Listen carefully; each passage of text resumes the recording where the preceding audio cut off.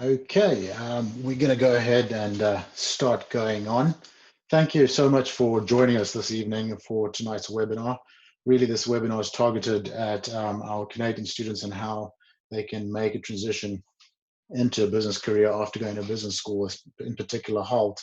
And we have today myself and my colleague Nav, and we're going to discuss Hult, the programs that we offer at Hult, as well as how our pedagogy works and what makes us different as a school. And then I'm going to hand it over to my colleague Nav Dutta, who is our resident expert on career development at Hult, and he's going to help us and show you the journey that a Hult student will take through their career development at Hult. So a little bit about myself. I am actually a Hult alumni. I graduated in 2012 from the Hult MBA program. It was probably the most transformational time of my life. I thoroughly enjoyed my time at Hult. I learned a lot about myself on a personal level as well as on an academic and professional level, and it's really helped me grow. Now, a little bit about Hult and our story. You know, the world is changing. Business schools out there simply are not. They're not doing enough to keep up with the changes. The globe is transforming at a rapid rate, and everything around us is changing, and it's calling for something new. It's calling for a different type of business school because those are the types of individuals we're going to need leading us into the future. You're going to need the instincts of an entrepreneur. You'll need a vision that transcends borders. You'll need to learn by doing because it's simply a better way to learn. And you'll need more than the status quo. Because your time is irreplaceable and your ideas can literally change everything, this is why we exist. This is why we are different. We are a new kind of business school for the global generation. We are the first triple accredited business school in the US. We are accredited by Equius, AMBER, and the AACSBS accreditations. And we were also awarded the Association of MBA's Most Innovative MBA Award. And this is because of our approach and our pedagogy. And again, we'll talk a little bit about that later as we go through this presentation.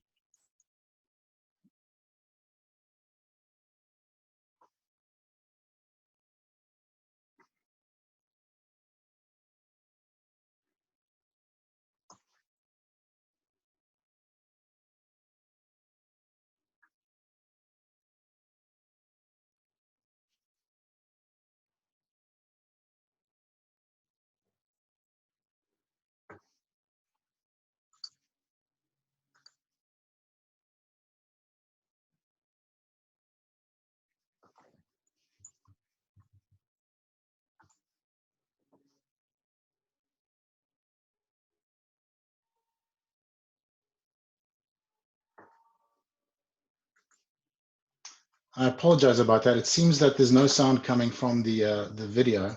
So I'm just going to go ahead and move on. It seems that we're having a little bit of trouble with that. And I'll send it in the follow-up of our presentation. I just wanted to basically give you an idea of why Hult exists and why the Hult family, have decided to partner with us and they find the importance in the program. Now, moving along, these are the programs that we offer at Hult. We have a one-year MBA program. We have a global executive MBA program, and we have specialized master's programs. The Master of International Business program and the Master of Marketing program, the Finance program, the Business Analytics program, and Disruptive Innovation. Now, these are all the different, as you can see, all the programs that we offer at Hult are very business-based, business-specific, because we are only a business school, and we are a business school for business people, run by business leaders. Now, at Hult, we also offer something called the Dual Degree Program. The Dual Degree Program helps you set yourself apart from the rest.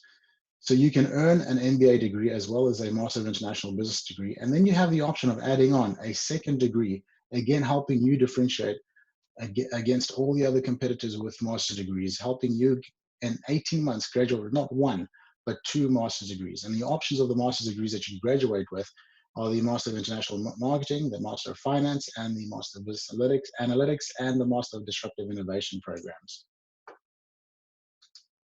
This is your year at a glance at Hult. In the fall, you'll go through your core curriculum. And your business core will basically have things like leadership, negotiations, organizational behavior, accounting, finance. And then in the winter, you'll go through another business core. Again, this is the same for everybody at this time. You can take operations, management, data and decisions, global strategy, business and global society, managerial economics. And then in the spring, it comes to your Capstone challenge. Now, your Capstone challenge, I will touch on a little bit later. Again, just emphasizing the importance that we put on experiential learning and the importance of learning by doing.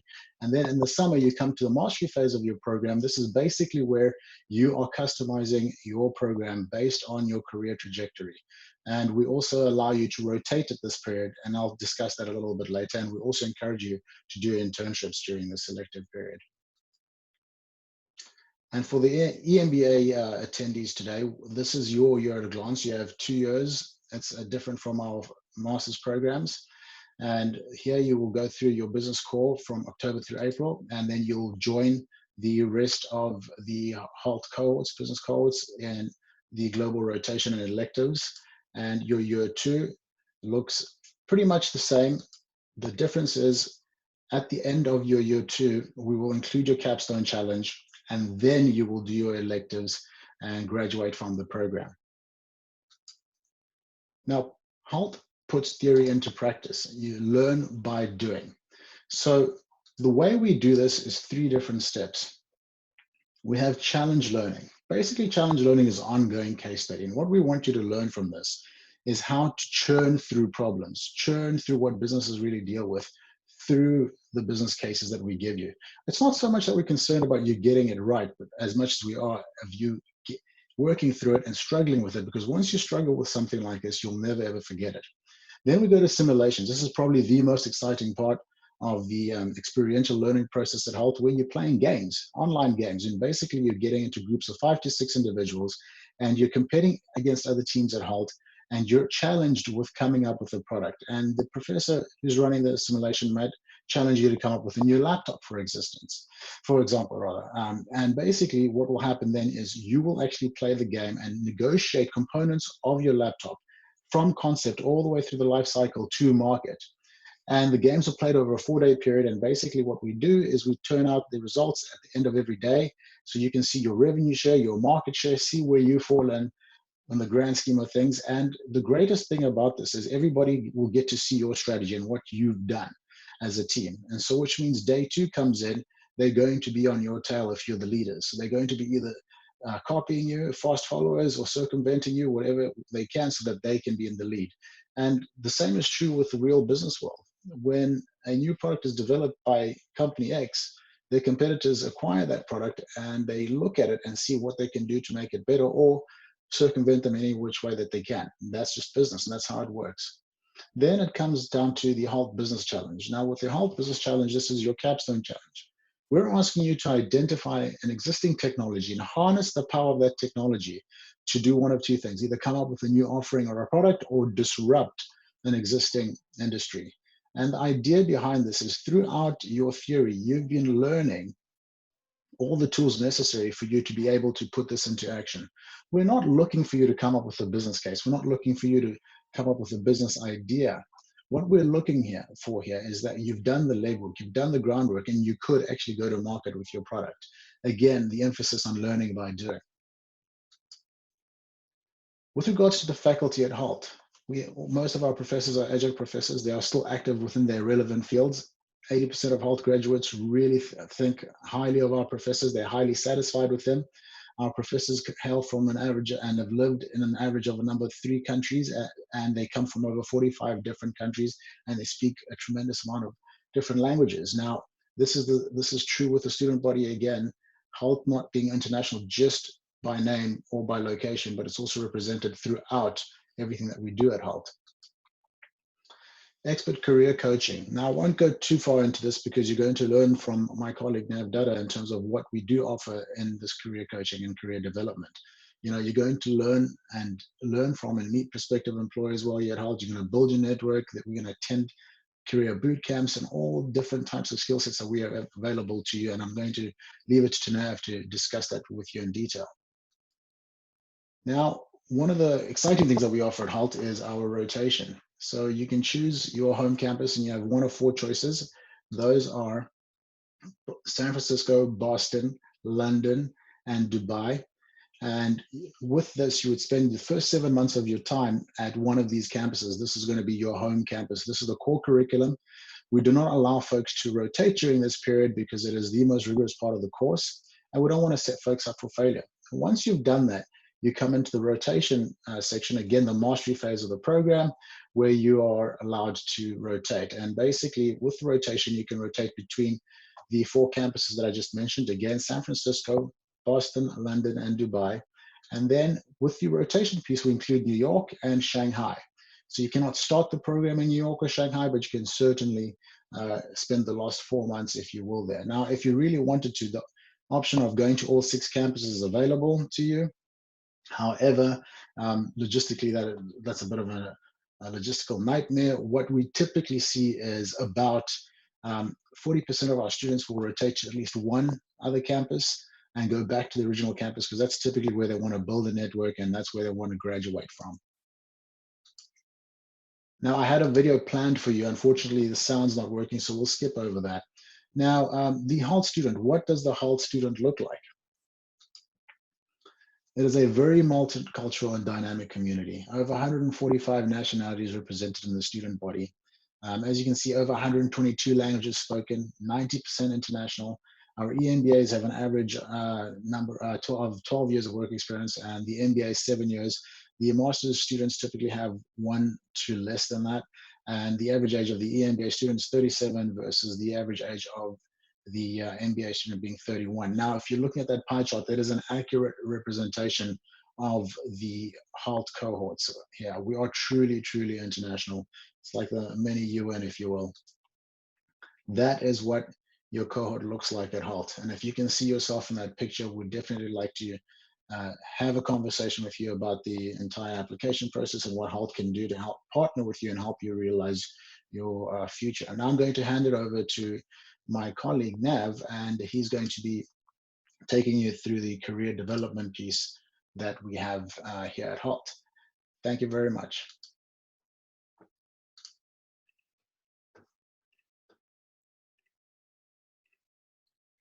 Great, thank you, Nemas.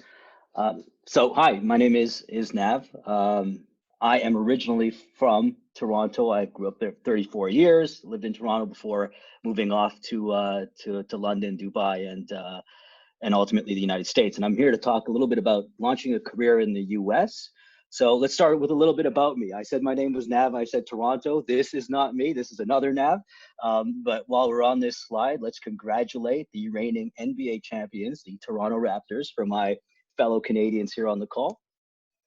Oh, that's another Nav, but not me either. But let's congratulate the city of Toronto for churning out some of the best music of today, rapper Nav. And let's get to me. This is me right here. Yeah. So welcome everybody. I am Nav. I work right now with Hult as the head of employer relations for North America. So we've got 2 campuses, main campuses in North America, Boston and San Francisco. I look after the team that is responsible for connecting students to employers, connecting students to alumni through a number of different initiatives. I started my career at Walmart. So I started in operations management, about 3 years in ops management. And then went off to learning and development, which is a function of human resources, HR. After that, you know, life took me to the United Kingdom, and then after that to Dubai, and that's where I started with Hult. So back in 2012, began my journey with Hult. On the side, when I'm not working with Hult students, I'm a volunteer career lecturer and coach with a group called the Career Collaborative. So it's a not-for-profit organization here in Boston that helps adults who are laid off or new to the country, for that matter, find meaningful work. So I enjoy that. I'm a firm believer that if you have a skill or strength in a certain area, you should use that to better the lives of people who are less fortunate. And so I spend a lot of time volunteering with this group, the Career Collaborative. I find it super rewarding. And then most recently, I went on this journey to become a certified design your life coach. So over at the Institute of Design at Stanford, they teach this course called Designing Your Life. And essentially it's taking design thinking principles and applying it to life and career planning. Super interesting stuff. And so I've recently become a certified coach. I believe a lot in design thinking, and of course, I love to help people design their careers. So I thought it would be a great certification to go after. I put visually, I put the flags that are kind of relevant to me, kind of where I lived and in my life so far. And I think the reason why I have this down there is I think a lot of you, if you're thinking about applying or studying abroad, chances are you're thinking about working and ultimately living abroad as well. And maybe it's not a permanent thing. Maybe it's for a period of your life, and then you'd like to go back to kind of wherever it is you call home, right? Home for me is still Toronto. Home for me is still Canada, right? But I think if you're on this webinar and you've looked at a school and you've looked at Hult, then this is probably an ambition of yours, right? To live and work abroad. And so that's kind of what we want to address today, which is how do you make it happen? Before we get to that, there's this thing that looms over us, right? That undoubtedly you've probably read a lot about it. Maybe you've listened to other webinars about the future of work and how COVID affects employment. The reality is we're going to get through this, right? And the interesting thing about pandemics is they always have the tendency to push the future forward at a much faster pace. So you think about kind of the design and delivery of product and how that changes, and how business models change or new business models arise, right? I want you to think about that and also think about what does it mean for your career, right? I've had a lot of conversations with, friends and former colleagues, acquaintances, alumni, some of which who've been made redundant. Maybe they've been recently laid off because their organization wasn't doing so well, in the wake of COVID. And, putting a positive spin on that is the idea is now you've kind of got the handcuffs off you. Sometimes when you're thinking about making a career transition or doing something new, sometimes you don't do it because you're currently entrenched or tied to an occupation or a company for that matter. And there's this fear of, leaving. So when you're forced to leave and not on your own accord, sometimes your back is against the wall and it pushes you to make different decisions around your career, forces you to go after that transition that you thought about. On the flip side to that, the other conversations I've been having with people were around how do I avoid being laid off, right? How do I avoid not being employed? And the idea there really is, this is where you bring your most ambitious, self and ideas, to the table, ideas that can make a difference, right? Showing your value, proving your value to those that you work with. Yeah. But I wanted to quickly address this. Don't want to dwell on it, but what I want you to take away from this is, sometimes these types of things help you make decisions and push you to your future a lot faster than you would have otherwise. So I'm going to run through why would we want to work abroad? If you're a Canadian, what does that mean, for you? What does the outlook look like for Canadian expatriates? What types of visa considerations do you need to take a look at, right? So there's a couple of different options which I'll run through with you guys. We'll look at employability skilling tips. We'll look at how do we help, as in how does the career team at Hult help students with achieving career goals. And then we'll look at a couple of alumni stories. So I picked out a few Canadian alums that are working or have started businesses, and I wanted to kind of just share those successes with you. And then we'll end off on some Q&A. So if you have any questions about this content, or you want to ask other questions, we can certainly do our best to address them at the end. So let's talk a little bit about working abroad first and foremost, right? And so what are the benefits to working abroad? Every year, HSBC puts out this Expat Explorer survey. So they do some work around how expats are getting on in the world of work abroad, yeah? And these are some of the key points if we look at the last year's report, and when they kind of quantify why somebody should work abroad or should consider working abroad. These are some of the points that the report brings up, right? So the first thing is quicker career progression, right? And this is kind of a culmination of the skills and the experience that you build along the way working abroad. But nonetheless, the data shows that individuals progress quicker in their career when they work abroad. No doubt there's this potential for increased salary and earning, right? And so you could look at 35% increase for expats that are under 35. When you're between 35 and 54 years of age, it's about a 24% increase in salary. And then when you're over 55, it's about a 9% increase in salary for expats. And this is specific to Canadian expats, by the way. New skill development. Working abroad definitely teaches you to be more agile, more flexible, more adaptable. You start to pick up on languages and communication. So even body language and nuances that maybe you weren't aware of in your home country. You start to develop a more innovative mindset, right?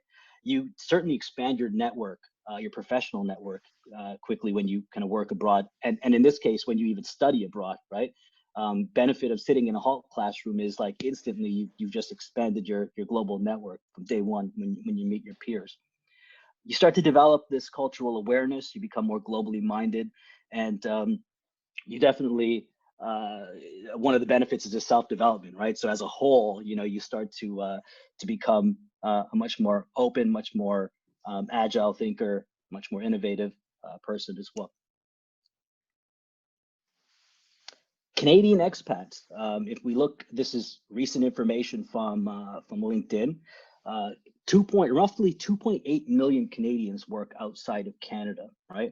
And that's a lot, right? For a country of, roughly about 33 million people, 2.8 of those that are eligible to work are working outside of Canada. When you break down the top 10 popular cities, so the top most popular cities where these Canadians are working, we look at New York City, the greater New York area, San Francisco, the whole Bay Area, Paris, France, Hong Kong, London, United Kingdom, greater Los Angeles area, greater Boston area, greater Seattle area. There's Dubai over in the United Arab Emirates, and then Washington, D.C. So this is where the bulk of those 2.9 million Canadians are currently working. And I bring this slide up because I want you to think about these cities, right? Of course, the Boston, Seattle, Los Angeles, San Francisco, New York, Hong Kong, London. These are very, very densely populated cities. We know these are financial centers, startup centers of most countries, and so it's just natural that you'd find the bulk of your working professionals here. That said, what's not on this slide really are the emerging markets, the emerging cities, if you will. And if I think about the United States, I think about places like North Carolina, right, where there's some tremendous job growth happening. Dallas, Texas, Austin, Texas. It's not in here, but Miami and Fort Lauderdale, for that matter, right, where jobs are starting to rise at a rapid pace. Colorado, Denver, for example. So, there's certainly something to be said about the cities on the slide, and there's something to be said about expanding your horizons and thinking kind of beyond the cities that you know of, the ones that come top of mind, and looking at some of the less, popular or visible cities, but those that have tremendous job growth. So when we think about as a Canadian, if you're a Canadian here and you're thinking about kind of visa options, right? So how do I work abroad? Like, what type of visa do I need to look at? There's just kind of four main ones that I call them the low hanging fruit, because when we think about visas and we're thinking particularly about the United States, oftentimes the H-1B comes up, right? You undoubtedly heard about the H-1B visa, and that's not low-hanging fruit. That one requires an application. It's a bit of a lottery. So even if you apply, even if a company wants to petition and sponsor your H-1B, it's still a lottery. There's no guarantee that the government is going to pick you at the end of the day. However, these visa options that I'm sharing with you have a much higher success rate, right? and afford you the ability to live and work abroad. Now, the first one there, the International Experience Canada visa, or this is kind of known as the Working Holiday Visa. So this is appropriate for anybody who is Canadian, who's of the age of 18 to 35. So if that's you, if you fall in that age bracket, this is something that is relevant to you. It allows you to essentially go on vacation to up to 35 destinations in Europe and Asia. So let's say Sweden, if I wanted to kind of work in Sweden. This allows me to go to Sweden on a tourist visa, right? On a holiday visa. That gives me the option and the right to work. And so the duration kind of varies from 3 months all the way up to a year, depending on the country. But it's an option that many people don't know is available to them as a Canadian between the ages of 18 and 35. Option number 2, and these are not specific to the US, the first and second option. Option number 2 here is this new 2-year post-study visa in the United Kingdom. So this was announced about 8 months ago. The United Kingdom, to combat kind of the brain drain that has happened after Brexit occurred. A lot of professionals, exited the UK, went back to their kind of European Union counterparts, their countries. The United Kingdom has looked to how do we solve this problem? So how do we bring skilled labor back into the country, not just skilled labor, but also educated labor. And so if you're thinking about studying in the United Kingdom, so for example, if your goal is to join the Hult campus in London in September, once you graduate, you are afforded this opportunity to stay in the United Kingdom and work under this new 2-year post-study visa. Yeah, so it begins for all students who start studying in September 2020 and allows you to stay and work in the United Kingdom. Now, the only stipulation here is that if you're an international student studying in London, or sorry, in the United Kingdom, anywhere in the United Kingdom, you need to be studying at an accredited UK higher education provider. And as my colleague Nemas mentioned, we are that. So, you're definitely in good hands in that sense. Yeah. Now, options 3 and 4 are relevant for work in the US. Yeah. So, if you're thinking about Boston and San Francisco as a Hult campus, these are the 2 options that I want you to think about first, right?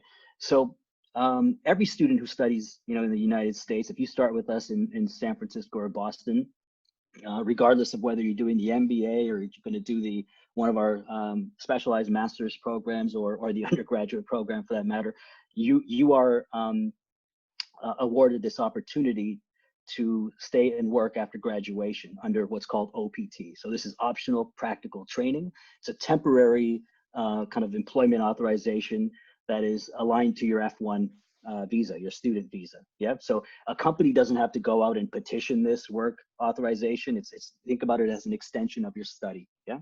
So this could be for as little as a year, right? Or up to 3 years. So 1 year plus a 2-year extension for STEM graduates, right? So, if you're thinking about our STEM designations and specializations, then you're awarded this opportunity to stay up to 3 years, provided you're doing work that qualifies under the STEM program.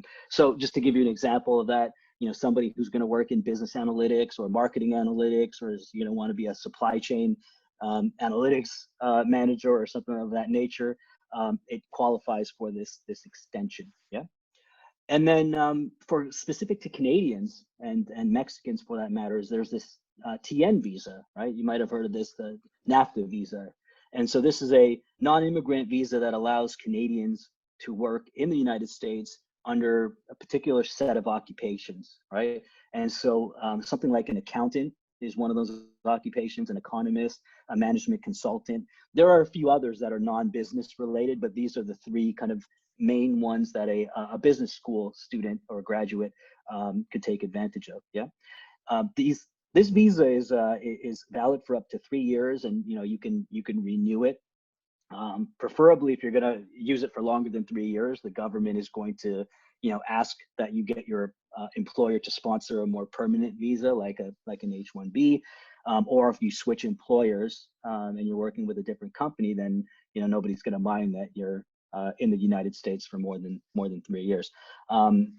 but yeah, those are the visa types. Now, visas are a tricky thing because one, there's so many different visas that you can take advantage of depending on kind of where you're from and what passport you currently hold. But rest assured that the Hult career development team, so the team of career advisors, are very knowledgeable on visas and how to take advantage of different visa strategies, right? And not just our career development team, but we've also got a kind of in-house visa team, the folks that help our international students secure their visas to come to class. Same set of folks help our students with OPT and how do I file for OPT and then the STEM OPT. So you're in good hands again when it comes to navigating visas. You do not need to be an expert on them. I'm giving you some high-level overview of a few that are available to you. You definitely want to consult with your career advisor on campus on which visa or visas are most appropriate for your situation. So shifting gears and talking a little bit about skilling, right? If you look at Oxford Economics published a survey a while ago, they went to business leaders and HR managers in organizations, and question was around, what are the in-demand skills for the next decade? And they kind of broke them down into 4 buckets: digital skills, agile thinking skills, interpersonal and communication skills, and then global operating skills. Right. So if we just look at some of these, if we start with digital skills, like digital business skills, ability to work virtually. Now you think about that, right? Now more than ever, this ability to work virtually has become integral for the success of organizations. Understanding of corporate IT and software systems. Again, as we become more digital, we rely more on software and SaaS products and things of that nature. Digital design skills, ability to use social media. You think about marketing is immensely important. Agile thinking skills, ability to consider and prepare for multiple scenarios, innovation, dealing with complexity and ambiguity, managing paradoxes, balancing opposing views, immensely popular and required in this day and age. Interpersonal and communication skills. This has always been important, right? We think about like soft skills, like relationship building, and it says here with customers, but also with your team, right? So teaming and virtual teaming, collaboration, co-creativity and brainstorming, ideation, right? Massively important. And then at the bottom, like the global operating skills, right? No business is too small to be a global business, right? And you think about even the smallest of small businesses, like this person who sells their goods on Etsy, right, or on eBay, has the potential of being a global business because they're reaching customers that are far beyond the boundaries of where they live and where they develop their product. Yeah, and so ability to manage diverse employees as you operate in this global environment, as you operate in these highly multinational cities that we looked at where Canadians work, right? The ability to manage diverse employees is super important and critical for success. Understanding international markets, selling abroad, negotiating with vendors abroad. More and more people are becoming more and more reliant on understanding how international markets work, how to negotiate with people that work in different markets, different countries, and ability to work in multiple overseas locations. I used to work with Walmart, right? And Walmart used to do this a lot. They used to send Canadian staff to different countries, China, in India, Brazil, to set up and mentor and coach and train overseas staff. Foreign language skills and cultural sensitivity, all lumped under global operating skills. So now you think about these, and think about yourself and kind of what is your competency with these skills, right? So where are you today with something like understanding international markets? And think about kind of where do you have to be, and what does that gap look like, and how do I fill that gap? How do I develop the competency in these skills that I have on this slide? And so, there's a couple of ways, right? I mean, obviously the core classes at Hult prepare you for this. And as you learned in the previous presentation, there's a number of different teaching methodologies and activities that you'll go through in simulations that'll train you to think, with agility, or to work with people that are different from you. And how do you how do you present, how do you sell ideas, right? Electives. So we have a series of electives that, from our perspective, career development side, always choose the elective that ties to your job, right? So if you are aiming to work in digital marketing, then those electives that you take, should be aligned to marketing and digital marketing for that matter. Yeah.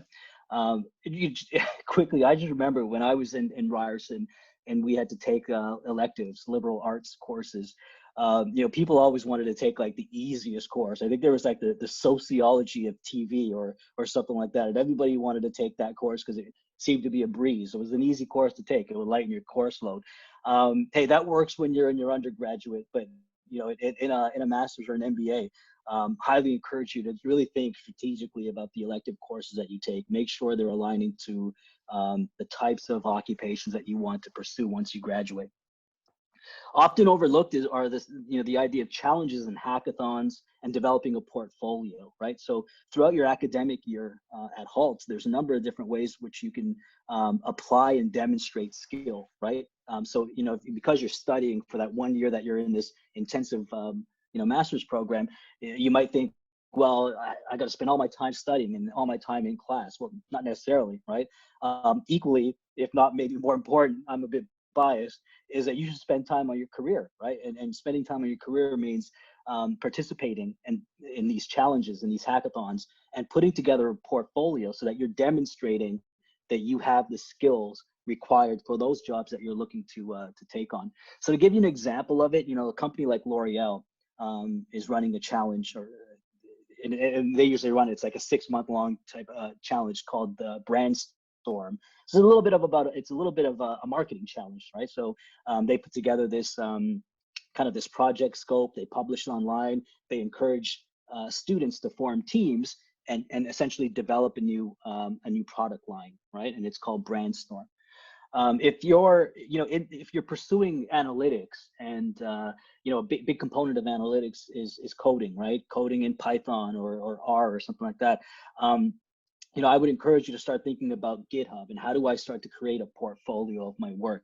If we look at the successes of our students who are in the analytics program, most of them the successful ones will have put together a GitHub profile to show their work, to show their coding skill. Super important, because in the recruitment process, many of these companies are asking for it, right? Like, yeah, they want your resume. Yeah, they'll look at your LinkedIn, but what they really want is, let me see your GitHub. Let me see what you've managed to code. Yeah. Internships. In the previous presentation, Nemas mentioned this idea of rotation and internship. So we encourage our students who are looking to work abroad to get their feet wet by participating in an internship, right? And so if you're starting with us in the US in September, right, you have a first period to do an internship between May and July, right? So that is our summer term, and that's when you can partake in an internship, yeah? If you're going on then to do a dual degree with us, you get an additional internship period, and that's between October and March, right? So it goes without saying, right? Internship allows you to gain experience in this new country, in this new market that you're studying in. But internships do much more than just that, right? They allow you also to apply and demonstrate skills, right? So you're starting to learn new skills, apply new skills, and you're adding that to your resume, your profile. You're working with a company that, if they like you and you like them, the obvious thing that happens after an internship is you stay on with them. Yeah. And so internships are also a lucrative, pathway to a job. And then last skill or employability skilling tip that I can leave you with is, in conjunction with taking the classes and doing these hackathons, putting together a portfolio, and participating in an internship, start to think about other online skilling. So for example, if I'm bound to go into to marketing analytics, I might want to go and take that Google Analytics certificate, yeah, or certificates with HubSpot. Again, a way to demonstrate that I've acquired a new skill, and that I've been validated, that I indeed can demonstrate it. Yeah. So think about online skilling as well in parallel to your course of study.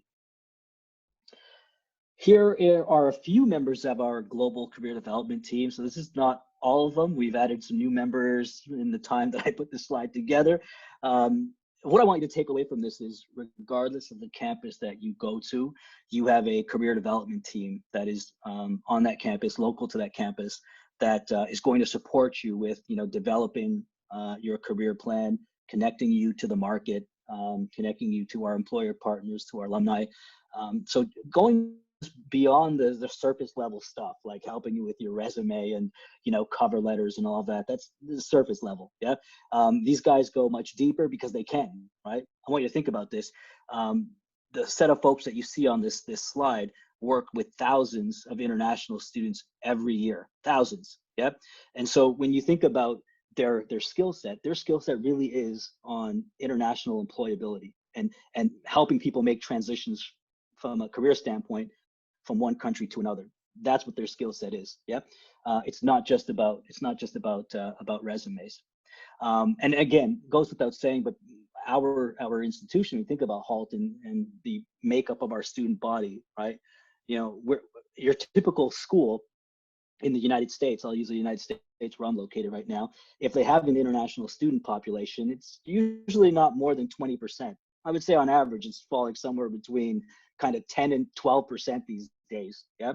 And so there's not really a heavy need for those career advisors at those schools to be knowledgeable on how to help an international student, right? Now, we are the complete opposite of that, right? We are 95% international. I don't think we've got more than 5% of Americans studying on our US campuses. Yeah. And so again, that is the strength of our advisors, is they know how to help international students find work abroad. Yeah. How do they do it? Well, we've got this framework that we call the roadmap, right? And so the roadmap follows kind of traditional career development theory that says, there's a certain path journey that you take when you're thinking about developing your career. Starts with reflect, and this is about self-exploration. So who am I today? What is my experience to date? What do I want to do in the future? What interests me, right? So you have to answer all these questions when you're thinking about what to do next when it comes to your career. After reflect, we go on to observe. And so this is about observing what's out there, right? So I mentioned earlier, I said places like Dallas and Austin have tremendous job growth. Well, what sectors are those jobs in, right? What industries are they? Are those industries ones that align to what I want to do? Yeah. So observe is about learning more about, not about yourself, but learning more now about the industries, the occupations, the cities, the countries maybe that you're interested in. Accelerate is about taking your targeted job search plan and now putting the wheels to the road, right? This is about networking with, alumni, going to events. Cool thing about our campus locations, these are exciting cities where there's no shortage of events to go to and places to go and meet professionals, right? Boston has something happening every day. San Francisco has something happening every hour, right? Particularly around the startup and entrepreneur scene, yeah? And then finally, the last step here is drive, right? And drive is about, obtaining those internship and job offers, and maybe doing some salary negotiation, right? If you're an MBA candidate, you got years of experience behind you, man, there might be some room to negotiate offers that you receive, and certainly your career advisor can help you with how do you tackle things like negotiation. Below that, I've just got kind of a sample of kind of what we do in each month. This is going to change slightly as we're starting to modify our plans for the upcoming year. A lot more alumni engagement, but all I want you to take away from this is, we help students before they come to campus through this thing called Fast Track. So, once you are accepted, then you get this invitation to join us for a series of career development modules, online webinars before you take your seat in September. And this is meant to just get that initial thinking, the self exploration, the reflection piece, get that started. It helps you get your resume and your LinkedIn started, so that those aren't conversations that you have to spend time on with your career advisor once you get to campus. Yeah. And then when you get to campus, we go right into a series of workshops. We've got alumni meet and greets and panel events. So if you wanted to learn more about the world of consulting, we bring a consulting panel together, one evening that comprises of alumni that work in, I know in Boston, our last one, we brought one from BCG, one from KPMG, Ernst & Young, PwC, and a boutique agency as well. So you get a flavor of what is it like to work in consulting. If you've never done it before, this is a way that you observe and learn about the market, right? Through folks that are currently in the job. And then roughly every April, so we're at just in the springtime before we get to summer, every campus holds a career fair, right? Career fair to do two things. One, help with connecting students to those internships, those internship opportunities, or helping students connect to more full-time opportunity, thinking about the impending graduation. Great. So I keep talking about this internship thing, right? Because I'm super passionate about internships. I think if you're coming to the US and you're going to study in Boston or San Francisco, you definitely want to consider internship. Yeah. If you're looking to stay and work in the United States after you study, then again, think about internship. So CPT is what's called curricular practical training. And this essentially means internship while you're studying. Yeah, think about it that way. So our students, I said, have between May and July to do their internship, or again, October to March if you're in our dual degree. And I mentioned earlier that the benefits of taking advantage of CPT internship is that you build local experience, you apply and demonstrate skill, you expand your network, and it is a pathway to a full-time job. So 65%, when we look at our student data, 65% of our students who take advantage of CPT, who do an internship, convert that into a full-time job, right? And so highly recommend it.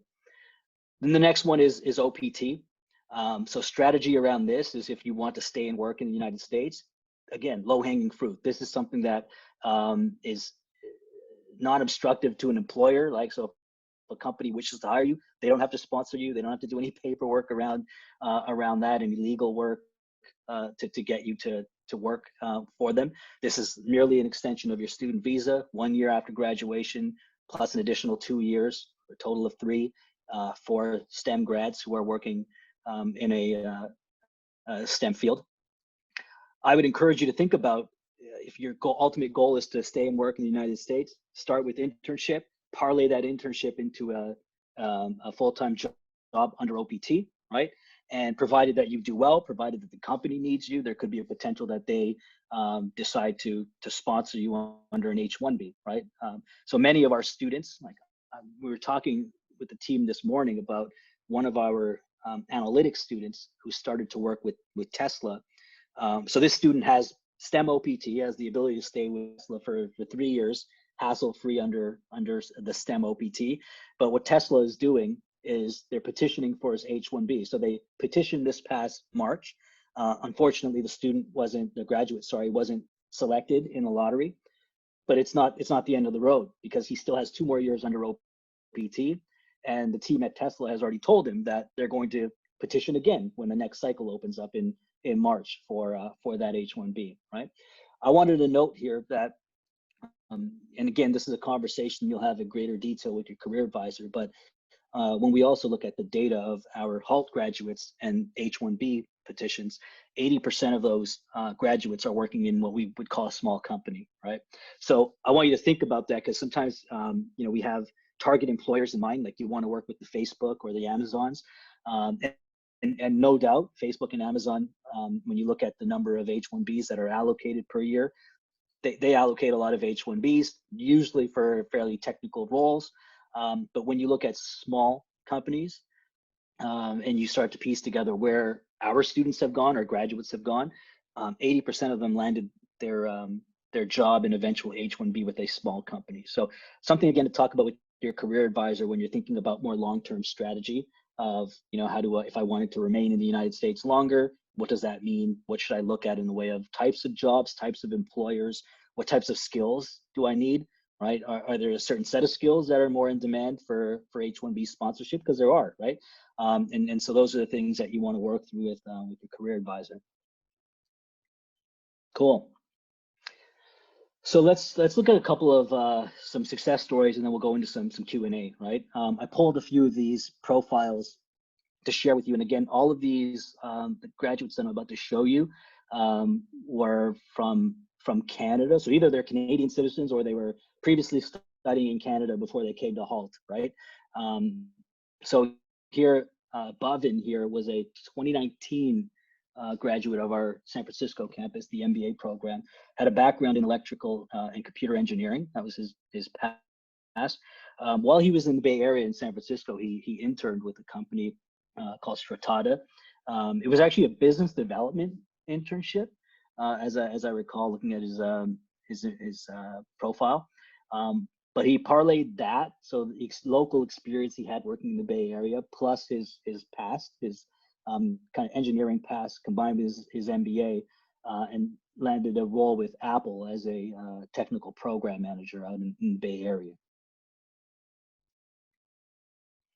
You know, switching gears and thinking about entrepreneurship, Eric here is a co-founder of a company called Scrumble, right? So he was an MBA graduate, 2014, passionate about entrepreneurship, and knew after graduation that he wasn't going to go work for a company. He wanted to, you know, start his own.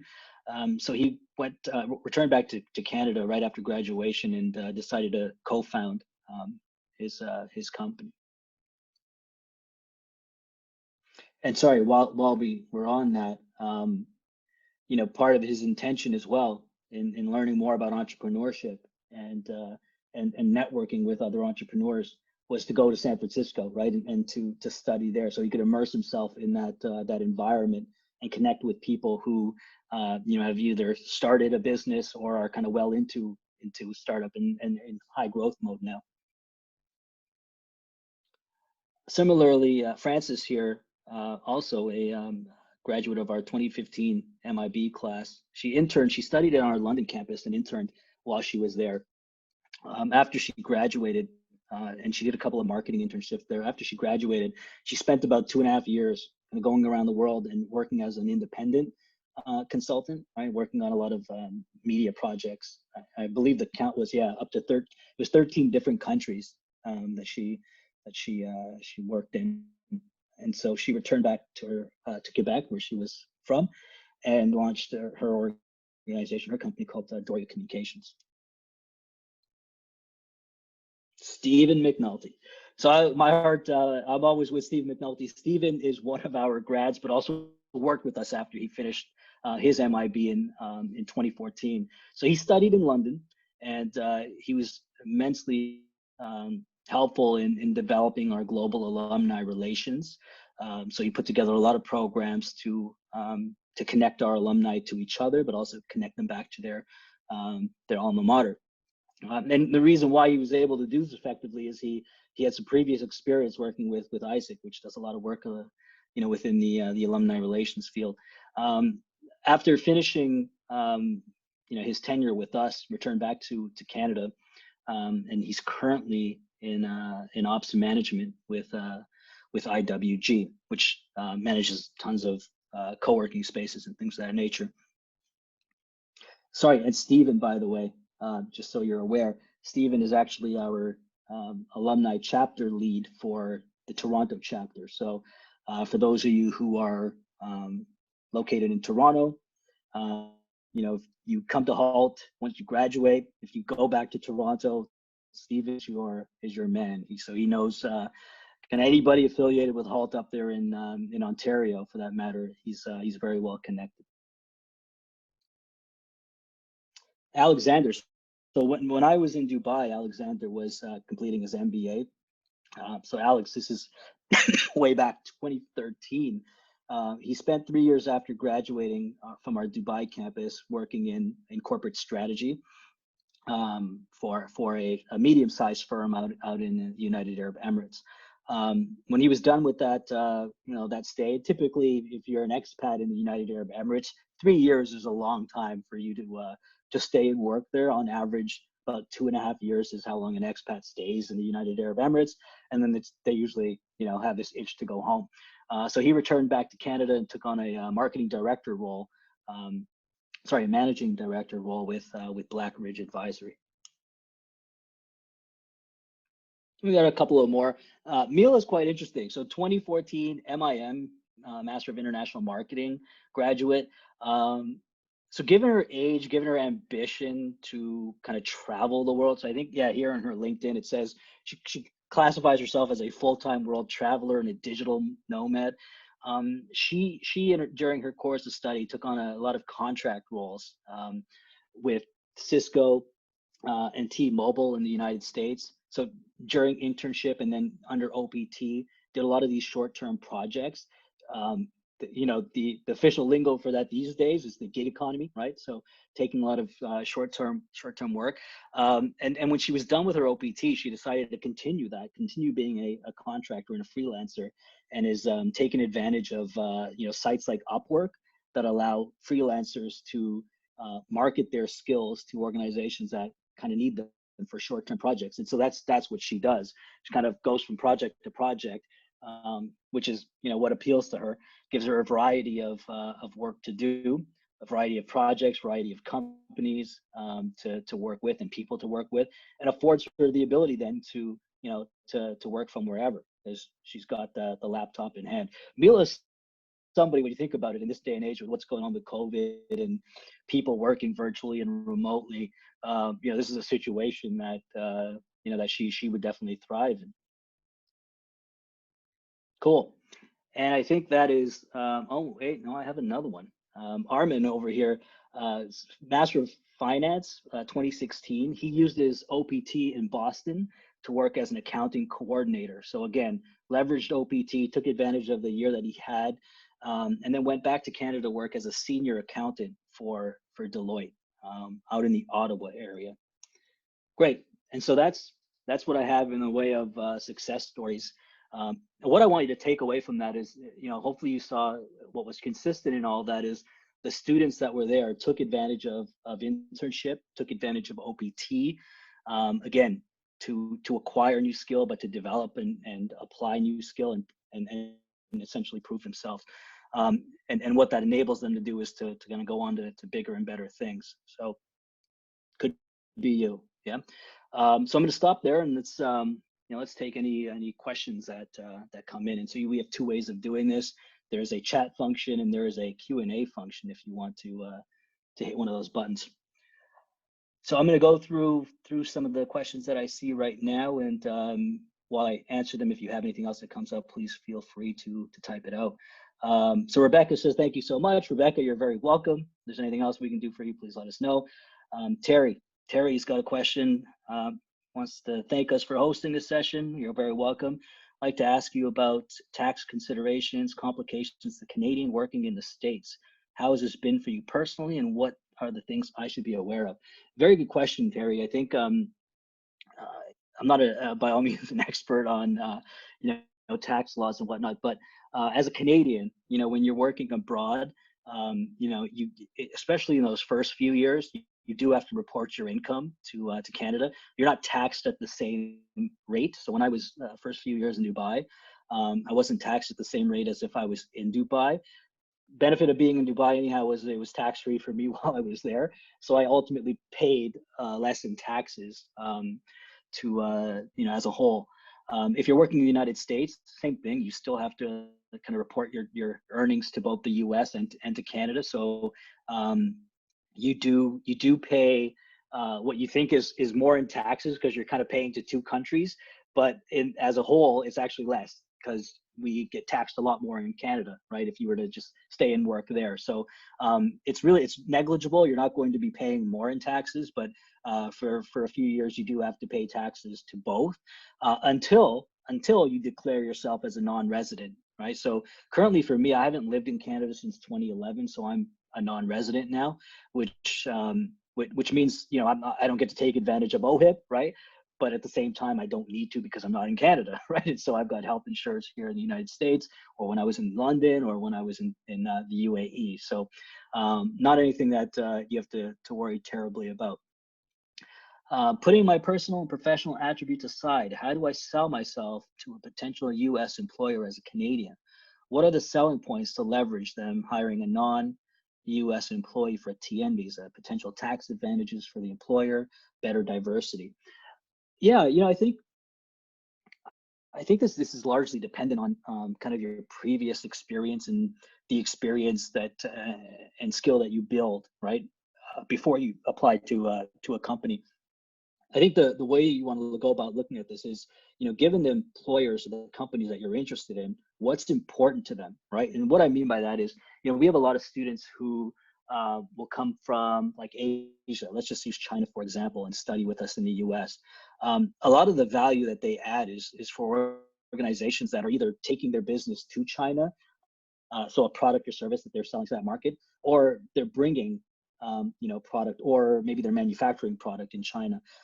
Just recently, I was talking to a professor who has who's also a consultant, and one of his clients is a what do you want to call them? It's an electronic mattress company. So a company that uses sensors to predict when you're snoring, and then kind of adjust your mattress to certain angles so that you're not snoring anymore. But this company that he has as a client is kind of invested in Santa Barbara in California and in China. So like half of their staff are in China, half are in California. And he was talking about that company had a immense need for students or graduates who had that language skill, right? Who understood marketing, who understood operations, who understood all of that bit. But on top of that, the icing on the cake was, could they work between California and China? So do they have those language skills? Yeah. Do they understand, how to work with people who are both American, but also, when I say American, but also diverse, because California is a very diverse state. But then also go back to China, and if they're situated there for meetings for a week or 2 weeks, can they work with the staff that are predominantly then Chinese, right? And so to answer your question, really, how do you sell yourself? Largely dependent on kind of the needs of the employer, and then how can you adapt and fit within those needs that they have. Are there tax advantages for an employer hiring you under like a TN visa? No tax advantages for the employer per se. You're still an employee, and they they still have to declare you as one, whether it's full-time payroll staff or if you're a contractor, right? That might be a tax advantage there, right? So if they Mila, the example of the student who I said is doing these short-term projects, she's a contractor, she is a freelancer, and so when she's employed under these the gig economy and under these jobs, in most cases the employer isn't paying for benefits, right? Because she's not a full-time employee. So in that sense, sure, there are tax advantages for a company, right? And then you did mention something about better diversity, right? So diversity is a huge thing, right, in North America, not just in the United States, but it's still even in Canada when you look at some of these organizations and how they're looking to diversify the workplace. And it goes just beyond ethnicity. We're not even talking about ethnicity. We're talking about sexual orientation and gender, everything, yeah. And so there is something to be said about companies that are also looking out for that. I mean, we have tons of opportunities, networking events, and these career fairs that are centered around certain nationalities, right? Whether it's like a Latino or an African American or an Asian career fair, these are held and are popular for the reason that companies have to either create more diversity in their organization or provide opportunity to people who have been historically disadvantaged. Would you be able to provide insight on what implications could come up if I were to start a side hustle in the US on top of my full-time job in the States, starting an online consulting, commerce, business servicing Americans? Yeah, so I mean, when you're on a student visa, right? So let's just talk about when you're on a student visa, the F1 visa as an international student.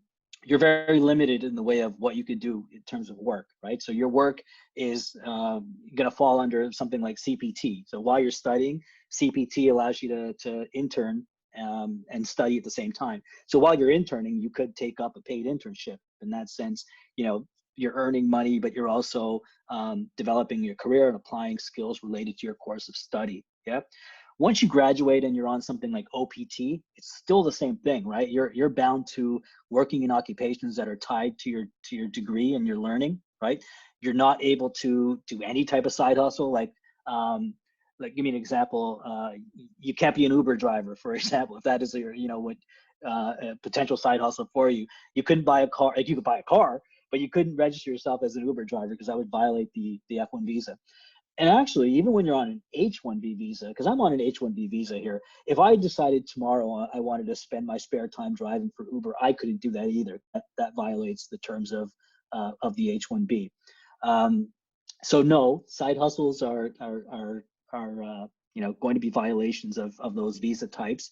However, could you start a consulting business at home? So not registering in the United States, but start one in Canada, if that's kind of where you hold your citizenship. Certainly can, right? And could you conduct business in Canada and globally? Certainly can, yeah. But you want to be very cautious when you're on F1 visa, OPT, H1B, because if you start to take up work in the United States on top of the H1 or the student visa, that could get you deported, right? And to be honest, the government has been honing in on violations of H1 and even OPT for that matter. So you want to always make sure you're abiding by those regulations. I have a civil engineer degree, and I understand that the TN status only allows you to work a position that requires Nav Dutta professional. How likely am I able to work in a management corporate non-engineering role in the US as a civil engineer professional? So, being a civil engineer, a degree holder in civil engineering is great. There's a lot of occupations that you could pursue. I guess the question really is, if you were thinking about going to business school, and sorry, Terry, I don't know which degree program you were thinking about targeting, but let's assume the MBA. I want you to think about, what do you want to do after the MBA? Yeah, the MBA is going to afford you this opportunity to pivot to a number of different professions. But I guess the question really is very specific to you, is around, how do you want to kind of marry the civil engineering and the MBA together, if that's what you want to do, or do you want to kind of totally reinvent yourself, right? Which, again, okay to do if that's what you want to do. But I would say that the TN visa, if you're looking to take advantage of that, I would go off the back of your MBA, and I would think about, I don't know if accounting is your thing, but the other big one is that MBA graduates typically take advantage of is consultant, right? So as long as you've got a role where you are a consultant, and that could be with a consulting firm, but that can also be internal consulting, right? So if you're working with a company like Walmart, for example, we used to have like these internal business consultants that would do a lot of work around supply chain or operations excellence, right? So they would go in and they would look at a process and internally decide on how to make it more efficient. We wouldn't hire McKinsey people to come do that. We had people on payroll that did that. They were business consultants, internal consultants. So if you were to take up work that was along those lines, then in most cases you would qualify for TN. Yeah. But again, I would go from the perspective and standpoint of, well, what is it that you want to change about yourself if you were to study business, a business degree? Are you looking to supplement the civil engineering and continue in some sort of capacity there, or reinvent yourself? What have been the downsides of working abroad? Are there any things you would have done differently? Very good question. Very good. And thanks for asking for that, because I think we can glamorize working abroad, and sometimes we glamorize jobs like consulting, but it's fun at first. I'll tell you, for me, I guess it's always going to be different for everyone you talk to that has done it. I think it's fun at first because it's exciting, right? You're living in new cities. You're getting to like when I was in the UK. It was so easy now when you think about like vacations, so easy to do weekend trips to like Amsterdam's and France's, Paris and whatnot. Whereas, doing that when you're living in Toronto, that's a vacation. You got to plan it. You got to take time off, whole weeks at a time so that you can fly across the world and visit places. I think that was a benefit. That was awesome, right? Living in Dubai equally. I got to go to India a lot. I was born in India, but I hadn't returned to India until I was 32 years old. And that was just because of proximity. I was living in Dubai and it was so easy to get to. Used to go to Thailand and things like that. Again, closer, easier to get to from Dubai than it was from Toronto. So those are the benefits. The downside of it is after that wears thin, you start to miss out on family and friends that you had back home, right? So living in Dubai, that's a 14 and a half, 15-hour flight on a good day to come back to Toronto, right? Again, not an easy flight and a difficult flight because, you know, not like wasn't like I was flying first class, right? I'm not Elon Musk here. So very difficult, very difficult. And you're far away from family and friends. Sure, you're going to create new relationships and friendships abroad, and you know that kind of mitigates or minimizes you know, some of that. But again, most of my family are in Toronto, so that's, you know, a difficulty. Now, being here now, I work out of our Boston campus. Super easy. There are 16 flights daily from Boston to Toronto. Fly Porter, Fly Air Canada, and I'm there. So I don't feel that same way now. I think working in the U.S. is it's a lot easier if you've got family in Canada than Dubai. That was for me. But you know, the first few years were amazing for those advantages that it provided.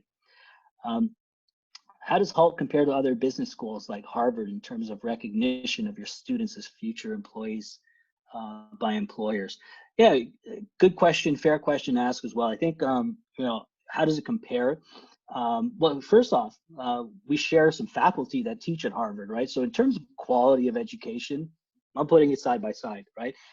At the end of the day, when you're learning economics, you know, the first thing they teach you in economics is supply and demand.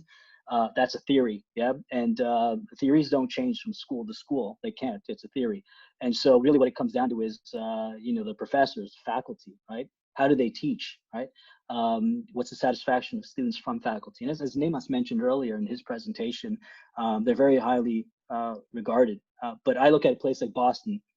One of our professors, Professor Henrik Totterman, teaches part-time at Harvard and spends his other time teaching at Hult, right? And then spends his additional time with his consulting business, right? So in that sense, I you know, I put it on par. Now, in terms of recognitions from employers, you know, same thing. I think you look at a school like Harvard, who's got like hundreds of years of you know, legacy behind them and reputation behind them, and then you look at a school like Hult. We don't have hundreds of years of reputation behind us, but when you look at rankings and kind of where we fall in those rankings, and consider that the head start that a school like Harvard has got, right, on everybody in the game, it becomes kind of equally, becomes very clear that the pace at which we've grown and risen in the rankings, that we are highly competitive in that nature. How do the students fare then?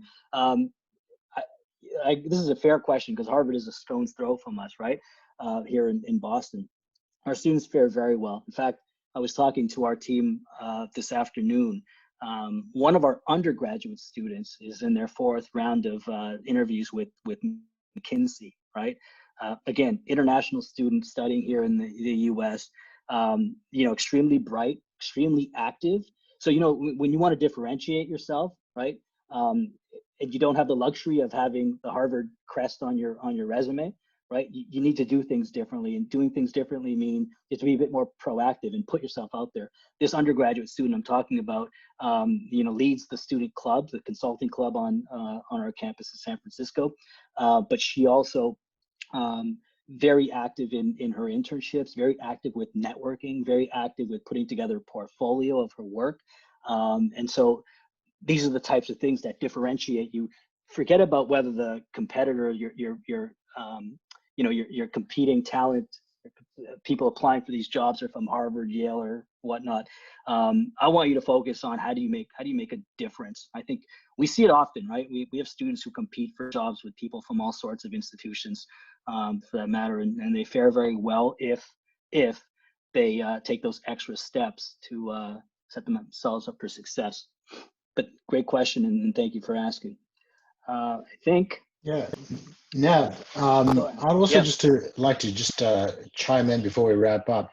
You know, when you look at the different schools and you're comparing different schools, as you should, because this is a considerable investment going back to school, you also want to look for a school that fits your trajectory and your way of learning and what you're hoping to get, as well as the network, right? So one of the things that a lot of folks don't pay a lot of attention to is, while those big brand schools have got great name recognition, these awesome crests, is the accessibility of your network. And, you know, Nav can also speak to this, that our network is truly accessible. It's not just people that happen to go to the same school as you went to school with, but folks that you will be able to leverage and will be able to help you throughout, you know, your career search and your entire process. But like Nav said, you have to be extraordinary to get those opportunities.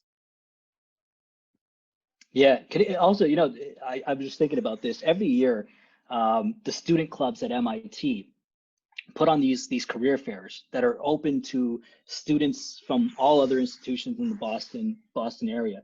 And the reason why they do this is employers like to come to career fairs when they know there are volume of applicants. Like it's a numbers game. The more applicants they have, you know, the better they're going to get at finding, you know, the right one for them or right ones. And our students go to those fairs, those MIT career fairs, every single year. And every single year, they come out successful with them, right? So, for example, Daimler comes to that, Daimler Chrysler comes to that career fair at MIT. And for the last 3 years, we've always had a student who's gone to that career fair, applied for that job at Daimler, and has gotten it, right? So has you know, won that offer. So, yeah, extremely competitive, right? A place like Boston, when you think about the number of schools that are surrounding you, but you know, that just means you have to think differently about how you're going to apply it and what you're going to focus on selling when you're talking about your marketable skills and attributes, right?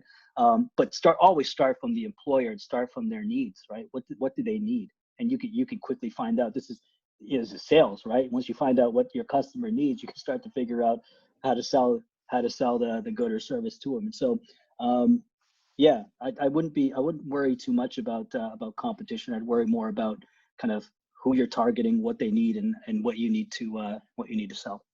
But thank you, great questions. If there's nothing else, Nemas, I don't see any other new questions that have popped up. I do not, and I'd just like to thank everybody for joining us this evening. Again, thank you, Nav. That was extremely informative, and I really think very helpful, you know, in helping folks who are considering, you know, a Hult education, and also at the same time considering a career abroad, Canadians considering a career abroad. I think it's very, very helpful for those individuals to hear about your journey and also hear about the work that you do to help students achieve those goals. Great. Well, yeah, thank you for having me.